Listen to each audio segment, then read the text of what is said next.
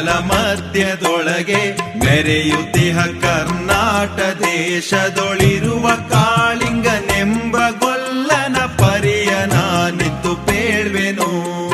ಉದಯ ಕಾಲದೊಳೆತ್ತು ಗೊಲ್ಲನು ನದಿಯ ಸ್ನಾನವ ಮಾಡಿಕೊಂಡು ಮುದದಿ ತಿಲಕವ ಹಣೆಯೊಳಿಟ್ಟು ಚತುರ ಶಿಖೆಯನ್ನು ಹಾಕಿದ.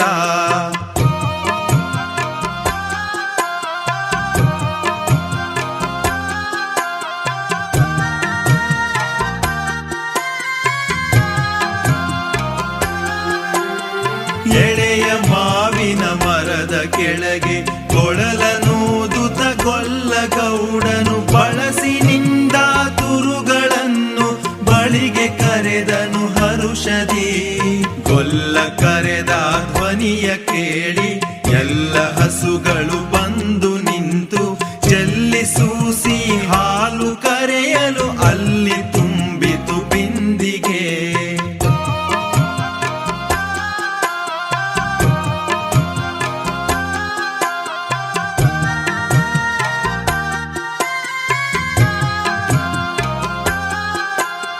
ಹಬ್ಬಿದ ಮಲೆ ಮಧ್ಯದೊಳಗೆ ಅರ್ಭುತನೆಂದೆಂಬ ವ್ಯಾಘ್ರನು ಅಬ್ಬರಿಸಿ ಹಸಿ ಹಸಿದು ಬೆಟ್ಟದ ಕಿಪ್ಪಿಯೊಳು ತಾನಿದ್ದನು.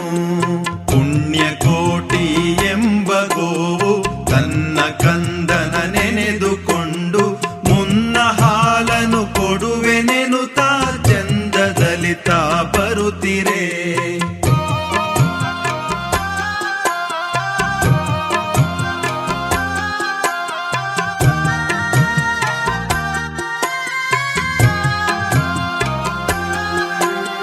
ಹಿಂದೆನಗೆ ಆಹಾರ ಸಿಕ್ಕಿತು ಎಂದು ಬೇಗನೆ ದುಷ್ಟ ವ್ಯಾಘ್ರನು ಬಂದು ಬಳಸಿ ಅಡ್ಡಗಟ್ಟಿ ನಿಂದನ ಹುಲಿರಾಯನು. ಮೇಲೆ ಬಿದ್ದು ನಿನ್ನ ನೀಗಲೇ ಬೀಳು ಹೊಯ್ವೆನು ನಿನ್ನ ಹೊಟ್ಟೆಯ ಸೀಳಿ ಬಿಡುವೆನು ಎನ್ನುತ್ತ ಕೋಪದಿ ಕೂಳ ವ್ಯಾಘ್ರನು ಕೂಗಲು.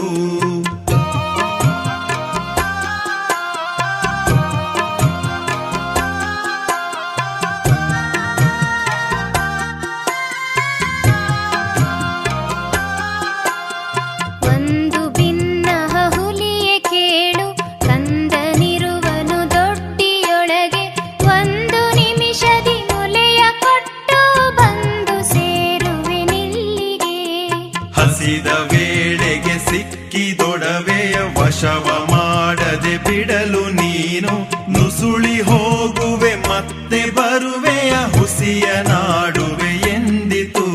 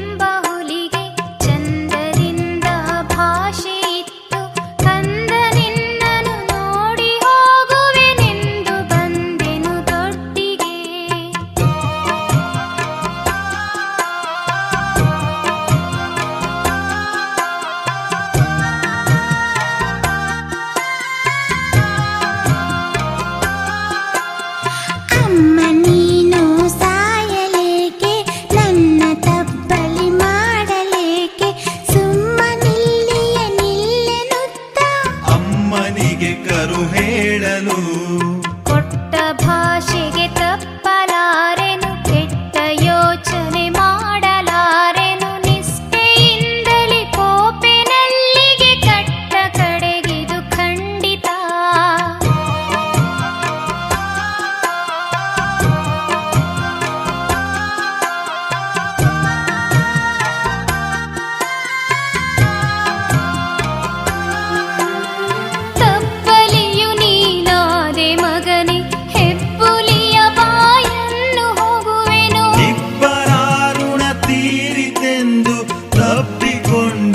ಕಂದನ ಗೋವು ಕರುವನು ಬಿಟ್ಟು ಬಂದು ವಶವ ಮಾಡದಂತೆ ಗವಿಯ ಬಾಗಿಲ ಸೇರಿ ನಿಂತು ತವಕದಲ್ಲಿ ಹುಲಿಗೆಂದಿತು.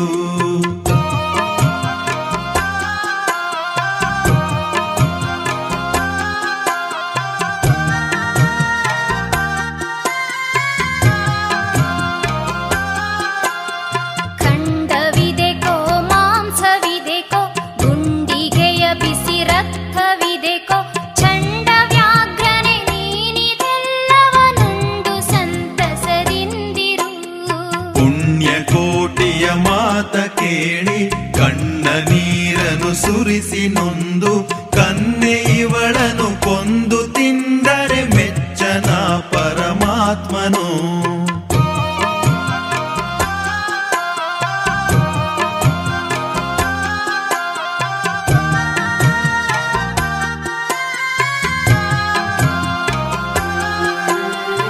ಎನ್ನ ಒಡ ಹುಟ್ಟಕ್ಕ ನೀನು ನಿನ್ನ ಕೊಂದು ನಾನೇನ ಪಡೆವೆನು ಎನ್ನುತ್ತಾ ಹುಲಿ ಹಾರಿ ನೆಗೆದು ತನ್ನ ಪ್ರಾಣವ ಬಿಟ್ಟಿತು. ಸತ್ಯವೇ ಭಗವಂತನೆಂಬ ಪುಣ್ಯಕೋಟಿಯ ಕಥೆಯಿದು.